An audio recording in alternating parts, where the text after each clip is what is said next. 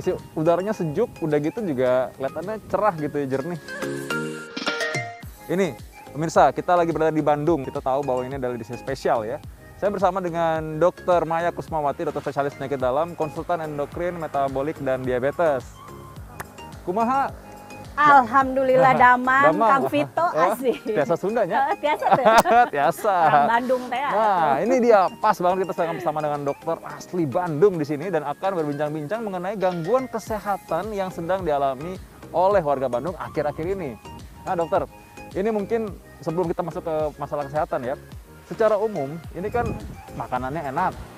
Pasti Bandung lah ya. Orang Bandung ramah, orangnya semuanya. Udaranya juga sejuk. Itu kan kepingin orang mungkin santai-santai, leha-leha gitu ya, makan-makan. Nah, kira-kira kebiasaan seperti ini bisa berpengaruh nggak dengan kesehatan? Dikaitkan dengan kondisi pandemi ya, Dokter Vito. Jadi kita tahu kita ini udah hampir 3 tahun ya pandemi. Nah, jadi ternyata itu juga memberikan dampak terhadap pola hidup masyarakat kita. Salah satunya di warga Bandung. Mungkin sampai sekarang masih ada yang sebagian kerja di rumah, ada yang sebagian kerja di kantor. Jadi akhirnya orang lebih banyak masuk ke dalam kelompok kaum rebahan. Aduh. Jadi zaman dulu tuh kan kalau kita mau main, mau manggil temen kan kita datang ke rumah, ngetok rumah. Vito, main yuk gitu. Nah, kalau sekarang kan udah tinggal WA. Terus kalau mau jajan tuh tinggal ojek online kan, jadi kita cuma tinggal nunggu, tinggal makan. Nah itu ternyata pola hidup itu kan kita sebutnya sedentary ya. Sekarang itu makin banyak menjadi pola hidup sedentary, apalagi di Bandung. Warga Bandung ini kulinernya banyak banget gitu. Dan ternyata komposisinya karbonya juga banyak. Nah ternyata itu juga berdampak. Sedentary, pola makan yang gizinya tidak seimbang itu ternyata berdampak di era pandemi ini terkait dengan yang dikhawatirkan oleh kami termasuk oleh Dokter Vito tentunya itu adalah adanya gelombang tsunami penyakit metabolik. Orang yang memang banyak tiduran aja, rebahan, kurang aktivitas fisik ya gitu dan makannya mungkin komposisi gizinya nggak sesuai, itu yang bikin tadi tsunami metabolik. Nah, mungkin bahasa yang lebih gampangnya apa tuh? Terjadi peningkatan penyakit, terutama penyakit yang tidak menular. Jadi penyakit metabolik itu ada kita kenal dengan obesitas. Kalau orang mager, diam aja, akhirnya kan cenderung lebih gemuk. Orang dengan kondisi gemuk tidak harus gendut seluruh tubuh, Dokter Vito. Tapi perut buncit aja kan udah masuk ke gemukan. Kalau orang gemuk, sel lemaknya jadi besar dan banyak. Sel lemak yang besar dan banyak itu ternyata berpengaruh, berdampak satu, bisa langsung yang kalau kita kenal ada lipotoksik, keracunan akibat sel lemak. Dia bisa menyebabkan darah tinggi, bisa menyebabkan diabetes, dan tentu yang kita takutkan yang datang ke Dokter Vito nih, sakit jantung, stroke, dan lain-lain. Jadi kita kenal penyakit metabolik itu adalah satu kegemukan, darah tinggi, kemudian diabetes, dan juga penyakit jantung dan pembuluh darah lain. Nah ini bagi mungkin pemirsa di rumah yang sekarang lagi rebahan juga, boleh sambil senam-senam sedikit ya, biar ada gerakan ya. Sambil gerak. Iya, biar tetap ada aktivitas fisik. Nah mungkin mesti tahu dulu, bagi pemirsa yang belum tahu, obesitas itu kadang-kadang kan orang melihatnya tadi seluruh badan ya. Kalau buncit aja, coba ukur lingkar pinggang. Bagi perempuan yang di bawah 80 itu normal, di atas 80 cm itu udah termasuk kegemukan. Kalau laki-laki di atas 90 cm udah kegemukan juga sebenarnya. Atau gampangnya gini Dokter Vito, coba deh suruh berdiri, terus lihat jempol kaki berdiri tegak. Kalau jempol kaki nggak kelihatan udah gendut itu, udah petanda sudah ada ke obesitas. Nah gitu. ini berarti obesitas ini pangkal dari gangguan kesehatan yang lain-lainnya. Mungkin yang lain tadi darah tinggi ya dokter, lalu kolesterol tinggi dan bahkan masuk ke diabetes atau penyakit gula. Nah tadi udah bicara mengenai orang yang kegemukan, mager, ujung-ujungnya jantung atau stroke ya. Nah sekarang gimana mencegahnya? Karena godaan di Bandung terlalu banyak. Sejuk begini, makanannya coba cireng, bisa makan. Sekarang udah ada cilor, ada cimplung, banyak. Semua yang makanya base-nya adalah karbohidrat. Tapi balik lagi Dokter Vito, jadi kalau kita mau sehat, hidup itu adalah pilihan. Jadi katanya sih hidup itu dari 2 huruf, B ke D. Nah B itu pas kita born, lahir, terus ujungnya D, Z, kematian. Nah hidup kita itu ada di huruf C, choice, pilihan. Jadi mau hidup sehat itu adalah pilihan. Yang jelas kenali dulu diri kita. Diri kita ini punya potensi sakit atau tidak. Kalau punya potensi untuk sakit, maka yang harus dilakukan adalah pencegahan. Pencegahan itu ada 3 tahap. Pencegahan primer, pencegahan sekunder, dan pencegahan tersier. Pencegahan primer itu kalau kondisi kita lagi sehat, jangan sampai kita sakit.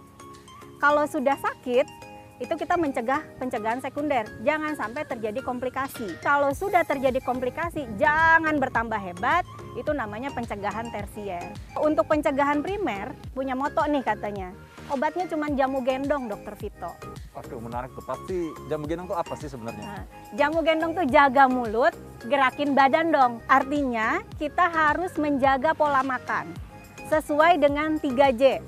Ada jadwal, ada jenis, ada jumlah. Jadi J pertama misalkan jumlah. Jumlahnya harus sesuai dengan berat badan kita. Jumlahnya harus sesuai dengan aktivitas kita. Artinya apa? Kalau kita aktivitasnya ringan atau sedang atau diam aja di kantor, jangan dong makan yang jumlahnya seperti orang atlet yang lari maraton gitu. Kemudian artinya kan ada berdasarkan jenis kelamin juga. Kemudian J yang kedua adalah jadwal. Terjadwal, ada makan pagi, ada makan siang, ada makan malam, ada selingan pagi, ada selingan sore. Jadi itu mengikuti pola pengosongan lambung. Nah itu tapi juga kembali tergantung individunya. Ada orang yang biasanya makan 2 kali sehari, ada yang 3 kali sehari, tapi usahakan jadwalnya teratur supaya jam fisiologis tubuhnya tetap baik gitu. Kemudian jenis, ini yang sering keliru. Orang Indonesia, orang Bandung, banyaknya mengenal makanan itu komposisinya tidak seimbang. Yang kita tahu makan itu kita bisa pakai tangan nih. Ada karbohidrat sekepel tangan kita. Contoh kalau saya makan, jangan dong badannya yang segede saya pinjam tangan orang. Saya jadi nih, karbonya segede gini, saya pengennya karbonya nasi padang kan 3 kali ini nih Dokter Vito. Nah itu untuk karbohidrat. Kemudian untuk protein, setelapak tangan kita. Kemudian seratnya yang lebih banyak. Dulu orang Sunda itu kan istilahnya kalau dilempar di kebun aja hidup. Sekarang orang Sunda banyak banget yang malas makan sayur. Nah itu juga berpengaruh nanti dampaknya terhadap kesehatan. Jadi dari zaman dulu tuh orang Sunda memang sayurnya kan lalapan tuh banyak gitu. Tapi sekarang makin anak-anak makin malas makan sayur. Pola perilaku, perubahan aktivitas itu mempengaruhi berdampak terhadap itu tadi pola penyakit. Kalau dulu mungkin Dokter Vito sering melihat TV yang gendut ya, TV tabung. Sekarang orang makin canggih TV makin tipis. Kebalikannya orang kita jarang dong lihat yang badannya kayak Dokter Vito. Banyaknya orangnya yang perutnya buncit-buncit. Nah itu perubahan teknologi memberi dampak kita menjadi kaum rebahan lebih gampang, kaum sedentari gitu ya.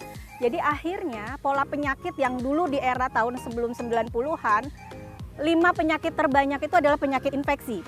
Kalau sekarang pola penyakit itu yaitu kembali lagi penyakit tidak menular. Apalagi di era pandemi semakin banyaknya orang yang menyalahkan pandemi untuk tidak bergerak gitu. Nah itu yang menyebabkan pada akhirnya penyakit pun jadi berubah.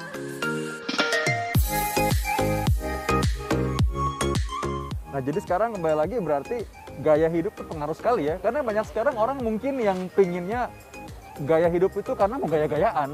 Jadi betul. Mereka ke gym karena mau foto-foto atau makan karena mau difoto juga. Betul. Jadi gaya-gayaan gitu. Gaya, lomba gaya orang Sunda bilang mah Dokter Vito. Jadi orang mau nge-gym aja, bayangin mau nge-gym dia pesan ojek online.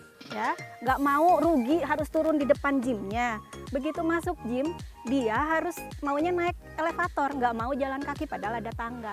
Jadi sebetulnya olahraga itu bisa di mana saja, kapan saja.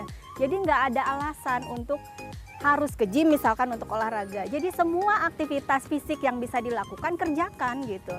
Itu bisa membuang kalori apa yang kita masukkan gitu. Nah kalau gitu kalau orang mau gaya hidup sehat, kan orang bilang tersiksa banget nih gaya hidup sehat nih. Nah ini harus dengarkan kata-kata Dokter Maya. Jadi betul, mulailah dari behavior modification. Jadi mulailah dari mindset. Kalau hidup sehat itu harus merasa bergaya. Jadi jadikanlah hidup sehat itu adalah gaya kita sehari-hari. Jangan merasa terbebani untuk berperilaku hidup sehat. Tinggal kitanya saja, mau nggak hidup sehat untuk menjadikan itu adalah gaya kita. Jadi lifestyle itu sebetulnya bisa dilakukan untuk semua orang. Terima kasih. Hatur nuhun pisan Dokter Maya. Nuhun, sami-sami sehat. Jangan lupa hidup